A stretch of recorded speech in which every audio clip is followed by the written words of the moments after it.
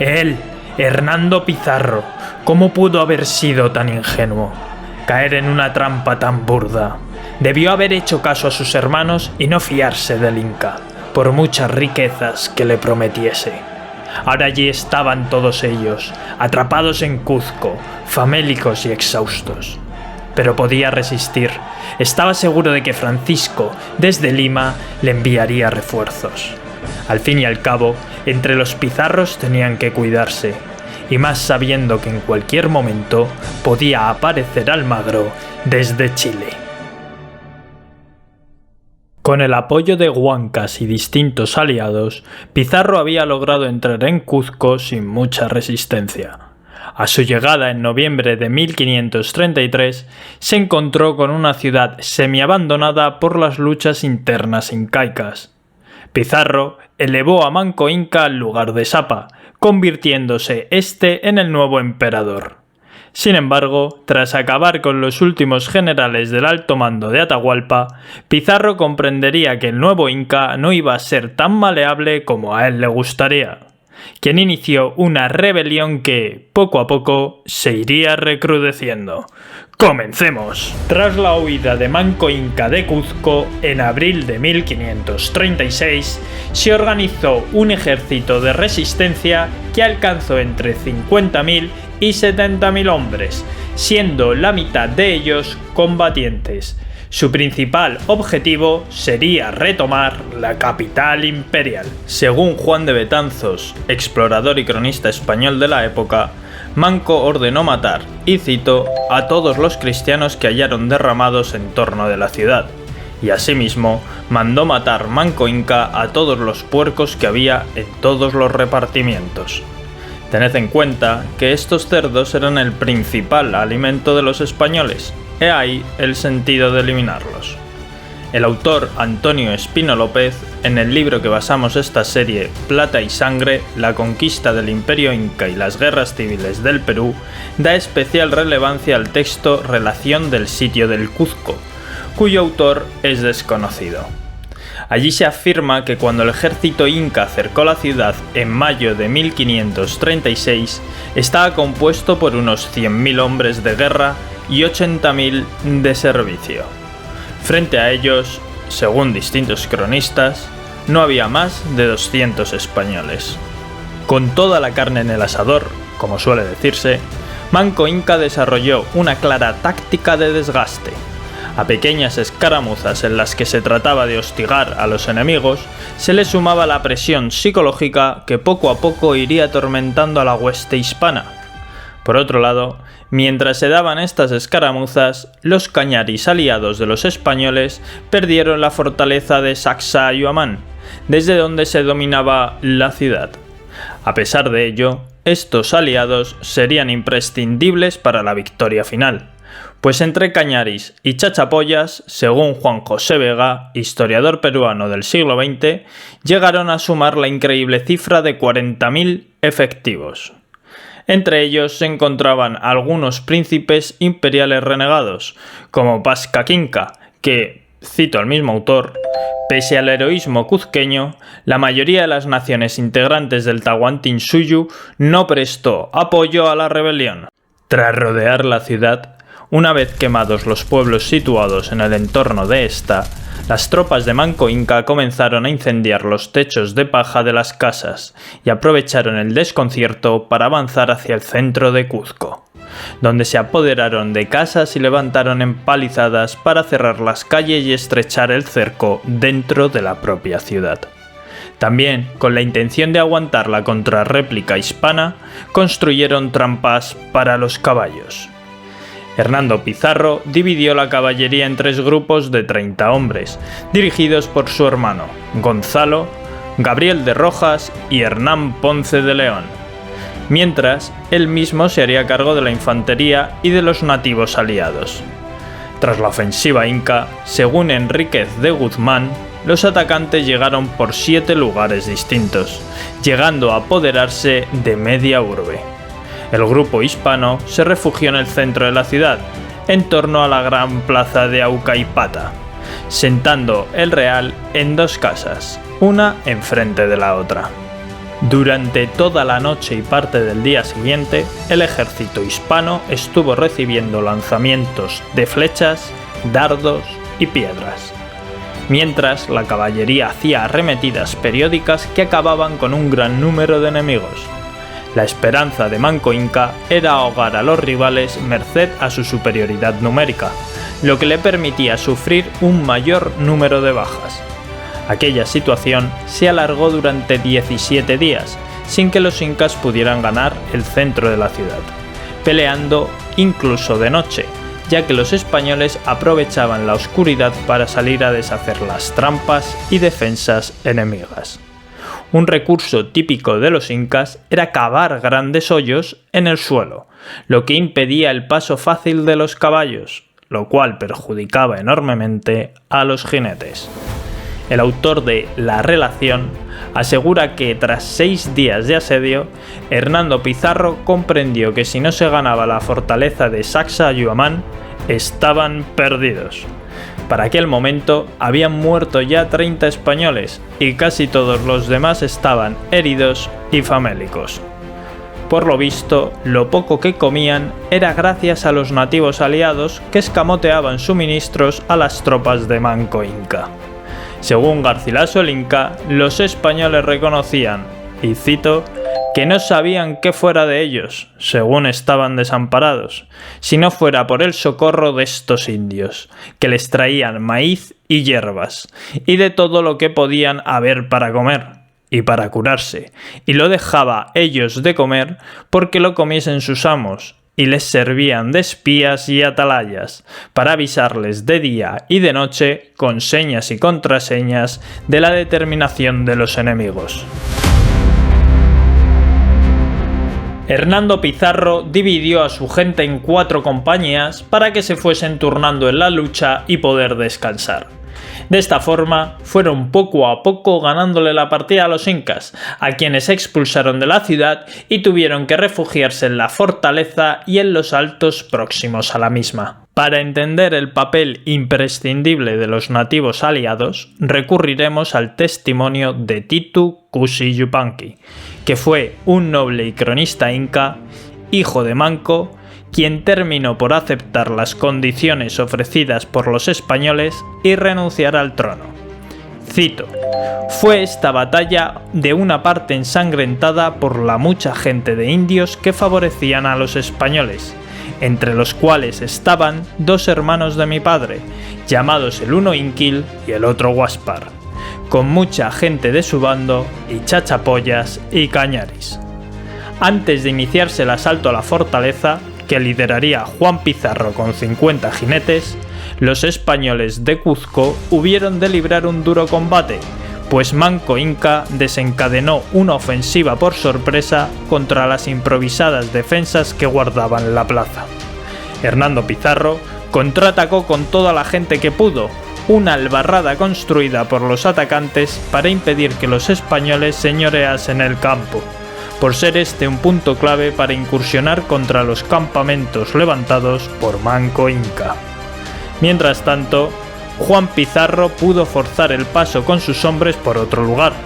Su estrategia iba a ser rodear la fortaleza, pues el camino principal estaba lleno de trampas para los caballos, y así poder atacar por la espalda. Como las tropas incas habían desamparado el campo tras el contraataque, Hernando pudo enviar a su hermano parte de la infantería y nativos auxiliares. Tras esperar durante la noche, Juan y Gonzalo Pizarro lideraron el ataque contra unas defensas que estaban en el cuerpo principal de Sacsayhuamán. La intentona fue todo un éxito, pero Juan Pizarro fue herido de muerte por una pedrada en la cabeza, que le hundió el cráneo, durante el intento inicial de escalar el muro. Para no alentar a los defensores, este fue enterrado en secreto. El caso es que el tal Juan se había mostrado muy temerario durante el ataque, pues se sentía responsable por haber desaconsejado guarnicionar con mayor número de soldados la fortaleza cuando estaba aún en manos hispanas, para que veáis lo que hace la mala conciencia. Al día siguiente, Hernando Pizarro reconoció el terreno y decidió fabricar escalas para asaltar la fortaleza. Mientras, Gonzalo debía impedir con la caballería la llegada de ayuda a los sitiados, misión que cumplió, aunque no sin gran esfuerzo. Tras varios días de combate, a los hombres de Manco, liderados por Cauide, quien peleaba con armas tomadas de los muertos hispanos, comenzaron a faltarles comida, agua, flechas y piedras.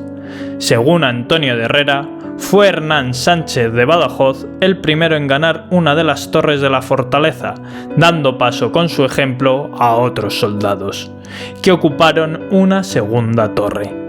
Poco después, Sacsayhuamán regresaba a manos hispanas. En la relación se escribe que unos 1500 enemigos fueron pasados a cuchillo, mientras que Cauide prefirió despeñarse lanzándose al vacío. Pedro Pizarro señala que era, y cito, tan valeroso que cierto se pudiera escribir de él lo que de algunos romanos. He aquí un ejemplo de la obsesión de la época con el mundo clásico y cómo lo usaban de referencia. Nota curiosa al margen de la historia que estamos viendo.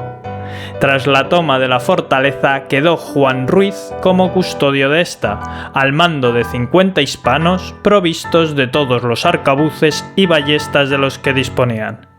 El primer sitio de Cuzco se dio por terminado, habiendo durado unos 2 meses. El siguiente movimiento de Hernando Pizarro consistió en ir a desalojar a los incas de su campamento, consiguiendo que se replegasen.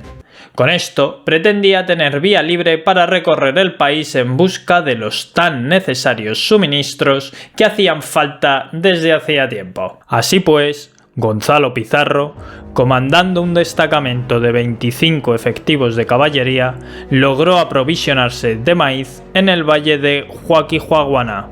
Sin embargo, Manco Inca estaba aún lejos de rendirse, así que, tras reforzarse, volvió a sitiar la ciudad durante otros 20 días, lo que de nuevo aumentó la tensión por la desesperación y el desaliento que esto causaba.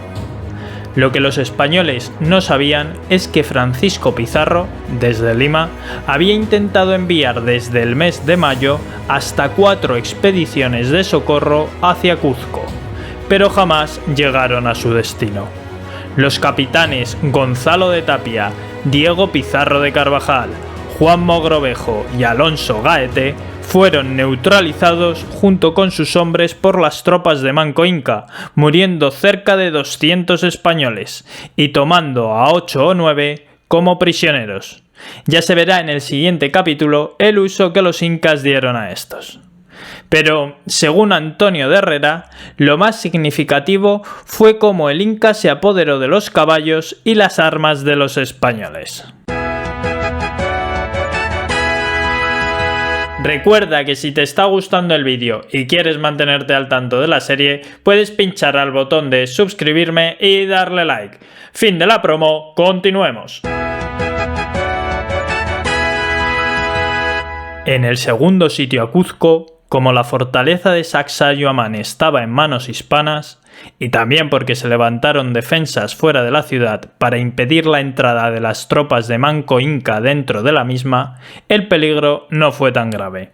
Se vieron escaramuzas, aún así, en las inmediaciones de la plaza central, y los muchos hoyos cavados por los atacantes en el anterior cerco aún inquietaban a la caballería, pues no se habían podido cegar. Sin embargo, como los atacantes incas se detenían por motivos religiosos con la luna nueva, el bando hispano pudo rehacerse y apuntalar las defensas, así como cubrir dichos hoyos, llegando a usar hasta cuerpos sin vida de los incas caídos en combate. Para tratar de librarse de una vez por todas de la presión inca, Hernando Pizarro decidió hacer una salida para ir en persona en busca del propio Sapa.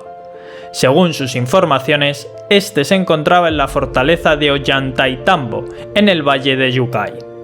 Partió hacia allí con 70 de caballería y 30 infantes, así con un buen golpe de indios amigos, como señaló Herrera. La expedición no llegó a buen puerto, pues el terreno era complicado y dificultaba el tránsito de los caballos. Además, las tropas de Manco, conocedoras de esto, emboscaban a la hueste lanzándoles distintos proyectiles. Esto, sumada a la dificultad de vadear un río que rodeaba la fortaleza, obligó a Hernando a retirarse. Un detalle no trivial que llamó la atención a los españoles fue que los incas, cada vez más capaces de resistir a la caballería, por cierto, iban armados a la española, llegando la propia hueste hispana a recibir fuego de mosquete. De hecho, en el relato que escribió Herrera, aparece Manco Inca a lomos de un caballo, portando una lanza entre sus manos. Descalabrados, los hispanos regresaron a Cuzco, no sin dificultad, pues la retaguardia, defendida por Gonzalo Pizarro, se veía constantemente presionada por el ejército contrario. Este desastre hizo que los españoles comenzaran una nueva política de guerra basada en el terror. Así, según Pedro Pizarro, en una de aquellas acciones acontecidas contra un regimiento inca, narra: de 1000 indios que dicen que eran, no escaparon sino pocos más de 100. De ellos matamos, de ellos llevamos presos al Cuzco, y en el Cuzco mandó Hernando Pizarro que les cortasen las manos derechas a todos los indios que llevábamos presos, y cortadas les echaron que se fuesen. Esto, decían los indios, que había puesto gran grima y miedo a los naturales, que no osaban ya venir a los llanos. Entretanto, poca ayuda pudo enviar el caudillo desde Lima que no hubiese remitido ya. El gobernador Francisco Pizarro, en vista de la tesitura que tomaban los acontecimientos, pidió ayuda a Panamá y Nicaragua, desde donde llegaron refuerzos, aunque estos no llegaron a tiempo para auxiliarle en el asedio a la propia Lima. También Hernán Cortés desde Nueva España respondería con armas: 10 mosquetes, 46 ballestas y 11 piezas de artillería. Ante la noticia de que las fuerzas incas se acercaban a la nueva capital, Pizarro, siempre prudente, envió a Pedro de Lerma con una veintena de efectivos de caballería y auxiliares nativos a evaluar la situación. Imaginad la sorpresa cuando se toparon con unos 50.000 hombres, señala el autor de la relación, comandados por Kisu Yupanqui. Era agosto de 1536.